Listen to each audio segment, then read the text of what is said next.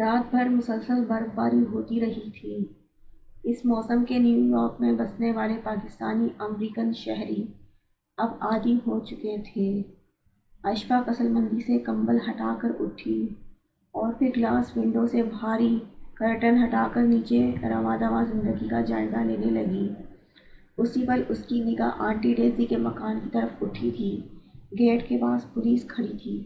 اشفاق کو حیرت کا جھٹکا لگا اور پھر اس کے ذہن سے کچھ روشن ہوا۔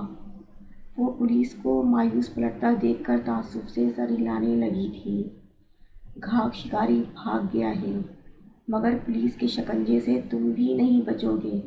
اسے اپنے ملک کی پولیس مت سمجھنا۔ وہ زیر لب بڑبڑاتے ہوئے واش روم میں گھس گئی۔ فریش ہو کر باہر آئی تو ماما اور پاپا اسی کے انتظار میں بیٹھے ہوئے تھے۔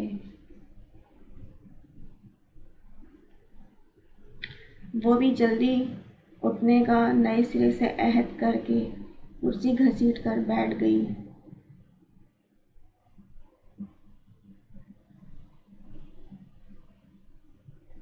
کیا لوگی اشفا؟ ماما نے کافی کا مگ پاپا کی طرف بڑھاتے ہوئے جمائیاں لیتی اشفا سے پوچھا۔ کچھ بھی نہیں، اس نے سستی سے کہا۔ کیا مطلب؟ یہ بوائل ایگ اور دودھ کا گلاس پیو۔ ماما نے کرسٹل کی ٹرے میں مختصر ناشتہ اس کے سامنے رکھا۔ جب کرنی ہمیشہ اپنی مرضی ہوتی ہے تو پھر مجھ سے پوچھتی کیوں ہے؟ اشفا نے بے دلی سے دودھ کا گلاس اٹھا لیا۔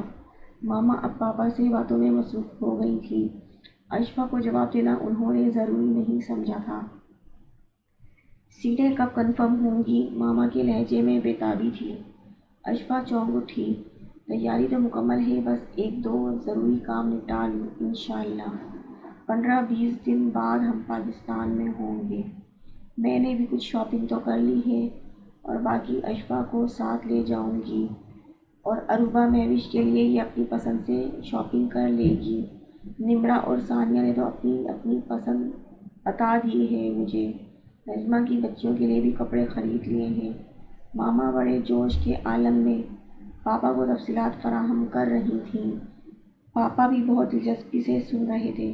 اشفا کا حلق تک کڑوا ہو گیا۔ اپنے گھر اپنے وطن کی بات ہی کچھ اور ہے۔ اشفا دل ہی دل میں تیز بتاپ کھاتے ہوئے اٹھی اور صوفے پر بیٹھ کر ٹی وی آن کر لیا۔ آپ نے بھائی جان سے بات کی؟ ماما کا لب و لہجہ حد سے زیادہ دھیما ہو چکا تھا۔ اشفا نے لاپرواہی سے ٹی وی پر نگاہیں جما دیں۔ پاپا نے آہستگی سے ہنکارا بھرا اور بولے، وہ سب تو ہمارے آنے کا شدت سے انتظار کر رہے ہیں۔ بھابھی نے تو ابھی سے تیاریاں بھی شروع کر دی ہیں، بس جاتے ہی چھوٹی سی رسم کے بعد نکاح کر دیں گے۔ انہوں نے تمام تفصیلات سے بیوی کو آگاہ کیا تو وہ ایک دم ہی مطمئن اور سرشار ہو گئی۔ اکلوتی بیٹی کے مستقبل کے حوالے سے وہ بے حد پریشان تھیں۔ پاپا کے جانے کے بعد وہ کچن سمیٹ کر اشفا کے پاس آ بیٹھی تھی۔ اشفا نے چونک کر ماں کے چہرے کی طرف دیکھا۔ تم بھی آہستہ آہستہ اپنی پیکنگ مکمل کر لو۔ کیوں؟ ہم عنقریب پاکستان جانے والے ہیں، عطیہ بیگم نے نرمی سے جواب دیا۔ صرف آپ اور پاپا، میں نہیں جاؤں گی۔ تم یہاں اکیلی رہو گی؟ تمہارے پاپا ہرگز نہیں مانیں گے، انہوں نے اپنی اصلی نرم لہجے میں کہا تو وہ تنگ اٹھی۔ آخر پہلے بھی تو پاپا پاکستان اکیلے جاتے رہے ہیں۔ مجھے 16 سال ہو گئے ہیں اپنے گھر اور اپنے لوگوں سے ملے ہوئے۔ تمہاری وجہ سے ہمیشہ میں اپنے دل کو مار لیتی تھی۔ پہلے اسکول، کالج، پھر یونیورسٹی، تمہاری پڑھائی کا حرج نہ ہو جائے، یہی سوچ مجھے روک دیتی، مگر اب کوئی رکاوٹ نہیں۔ اور تمہیں بھی دادی سے ملے اتنے ہی سال ہو گئے ہیں، تم سے ملنے کے لیے بہت بےتاب ہے۔ خواہ مخواہ بدمزگی نہ پھیلاؤ۔ ہونا وہی ہے جو تمہارے پاپا چاہتے ہیں۔ اچھی بیٹیوں کی طرح اپنی تیاری مکمل کرو اور فرمانبرداری سے والدین کی بات مانتی جاؤ۔ ماں باپ بچوں کے لیے کبھی بھی غلط فیصلہ نہیں کرتے۔ وہ چند لفظوں میں نہ جانے کون کون سے مفہوم واضح کر کے اٹھ گئی تھی، جبکہ اشفا غصے سے ننھناتی رہ گئی تھی۔ اتوار کے روز ماما کی بنائی لسٹ کے مطابق شاپنگ کر کے آئی تو ماما کو فون پر مصروف پایا۔ یقیناً پاکستان سے فون آیا تھا اور اب کم از کم 1.5-2 گھنٹے مسلسل باتیں ہونا تھیں۔ ماما عادتاً تمام خاندان کی خیر تفصیل دریافت کرتی تھی، اور جتنی تفصیل کے ساتھ ماما کے سوال ہوتے تھے، اسی حساب سے مکمل معلومات دینے والے بھی بھرپور فرصت سے سیدھا سیدھا واقعات ماما کے گوشگزار کرتے۔ جو ہی ان کی نگاہ اشفا پر پڑی تو انہوں نے دوسری طرف شخصیت کو ہولڈ کرنے کا کہہ کر اسے آواز دے کر بلایا۔ مرتا کیا نہ کرتا، وہ مرے مرے قدم اٹھاتی ماما کے برابر رکھے صوفے پر ڈھہ گئی۔ دادی سے بات کر لو، انہوں نے زبردستی اس کے کان سے ریسیور لگا دیا۔ دوسری طرف دادی کی محبت سے لبریز آویزہ آواز سماعت سے ٹکرائی تو اس نے ایک طویل سانس خارج کر کے ان کے متوقع سوالوں کے لیے خود کو تیار کر لیا۔ میری بچی کیسی ہے؟ ٹھیک ہوں، وہ لبا لہجے کی بیزاری چھپا نہیں پائی تھی۔ میں تو ہر گھڑی تم لوگوں کی آمد کا انتظار کر رہی ہوں۔ برسوں بیت گئے تمہاری اور عطیہ کی صورت دیکھے ہوئے۔ ہارون تو تقریباً ہر سال ہی آتا ہے، مگر تم ہر دفعہ فون پر ان سے اسی قسم کی باتیں ہوتی تھیں۔ اشفا کی بیزاری دوچند ہو گئی۔ میں نے تمہارے لیے بہت شاندار کپڑے بنوائے ہیں۔ ایک جوڑا بہت قیمتی اور نفیس ہے، اور زیورات بھی بہت خوبصورت ہیں۔ اشفا غائب دماغی سے جی جی کر رہی تھی۔ ماما نے غصے سے بھناتے ہوئے اس کے ہاتھ سے ریسیور پکڑ لیا۔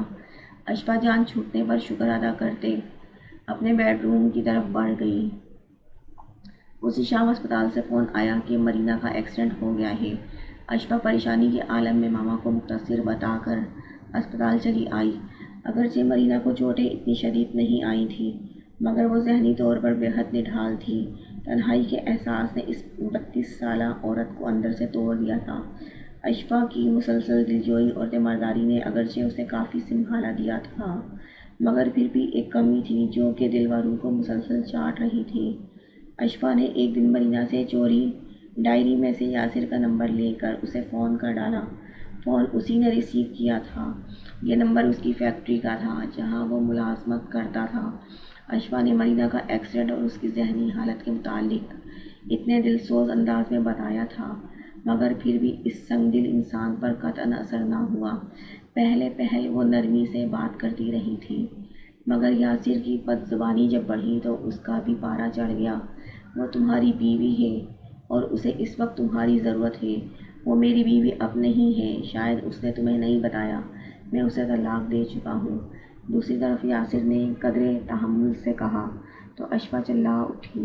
جھوٹ مت بولو، اپنی ذمہ داریوں سے جان چھڑوانے کے لیے بہانے مت بناؤ بے غیرت انسان۔ میں تم سے کہہ چکا ہوں کہ میرا اس کے ساتھ اب کوئی تعلق نہیں۔ یاسر نے بھی ناگواری سے کہا، وہ تمہاری کزن تو ہے، اس رشتے سے تو انکار نہیں کرو گے؟ کزن؟ یاسر تنفر سے کہا، بہت کمینے انسان ہو تم۔ پہلے اسی رشتے کا سہارا لے کر تم نے فاٹ کرنے کے ساتھ مرینا سے شادی کی۔ گرین کارڈ اور امریکہ کی روشنیوں نے تمہیں اندھا کر دیا ہے۔ میری دعا ہے کہ تمہاری بینائی کبھی واپس نہ آئے اور تم اسی طرح اندھیروں میں رہو۔ اشفا نے 2-4 موٹی موٹی گالیاں دے کر فون رکھ دیا تھا۔ اس کے دل میں وہ نفرت جو کہ بہت آہستہ آہستہ پنپ رہی تھی، ایک دم جڑیں پکڑ کر تناور درخت بن گئی۔ اس کے سامنے تصویر کے جو 2 رخ آئے تھے وہ بہت بھیانک تھے۔ اس نے ان منفی پہلوؤں کو اپنے دل اور ذہن پر نہ مٹانے کے لیے نقش کر لیا تھا۔ مرینا کی صحت اب قدرے بہتر تھی، مگر اشفا روزانہ ہی اس کے فلیٹ میں آ جاتی، اس کا دل بہلانے کی کوشش کرتی۔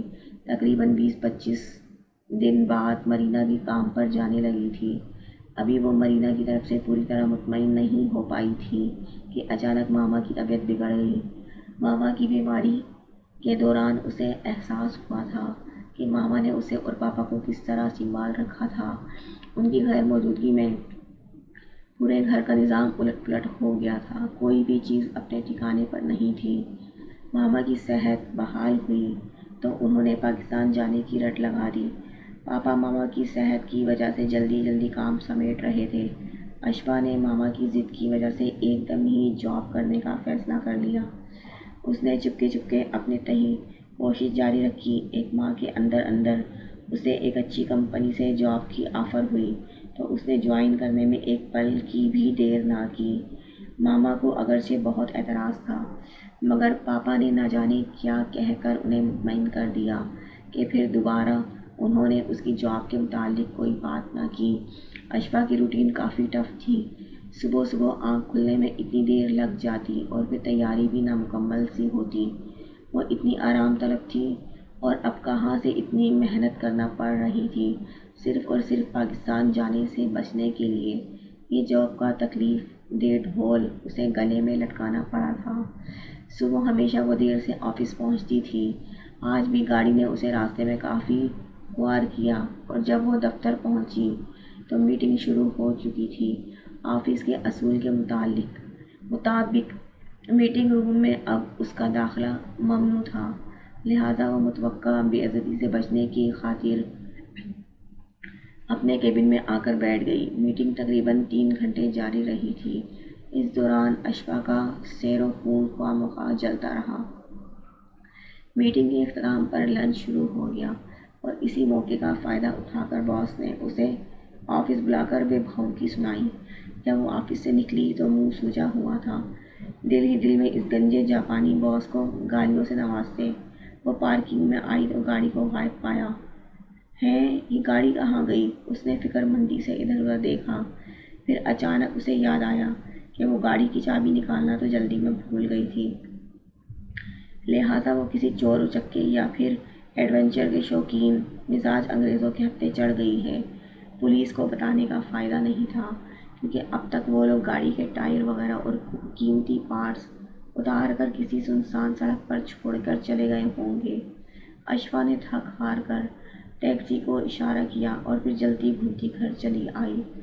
ماما کو گاڑی کا بتا کر شامت بلوانے کا اس کا کوئی ارادہ نہیں تھا، لہٰذا خاموشی میں ہی عافیت جانی۔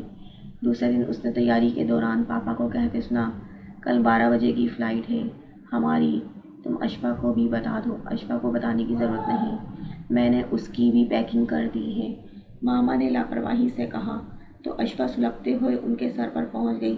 ماما میں پاکستان کیسے جا سکتی ہوں؟ نئی جاب ہے، چھٹی بھی ملنا مشکل ہے، جبکہ ہمیں آپ کی اس نام نہاد جاب سے کوئی غرض نہیں۔ آپ کی ماما کی صحت ٹھیک نہیں، لہٰذا آپ خواہ مخواہ ٹینشن نہ لیں۔ پاپا نے نرمی سے اس کی گفتگو کو منقطع کر کے کہا تو وہ لب بھینچ کر رہ گئی۔ مگر پاپا نو اگر مگر وہ مسکراتے ہوئے بریف کیس اٹھاتے باہر نکل گئے۔ ماما میرا جانا کیا بہت ضروری ہے؟ اشفا، انہوں نے خفگی سے اسے گھورا تو وہ پاؤں پٹکتی باہر نکل گئی۔ اس کا موڈ بری طرح آف تھا، کوئی بھی بہانہ کامیاب نہیں رہا تھا۔ وہ رات بھر اسے لے کر پاکستان آنے تک ماما پاپا سے خفا رہی۔ ایئرپورٹ پر کوئی بھی موجود نہیں تھا کیونکہ پاپا نے انہیں آج آنے کا نہیں بتایا تھا۔ وہ لوگ کچھ دیر لاہور میں موجود اپنے ماموں کے گھر ٹھہرے رہے اور پھر وہ اپنے پاپا کے ساتھ اکیلے گاؤں جانے کے لیے تیار ہو گئے کیونکہ ماما کو ماموں نے بذات اصرار روک لیا تھا۔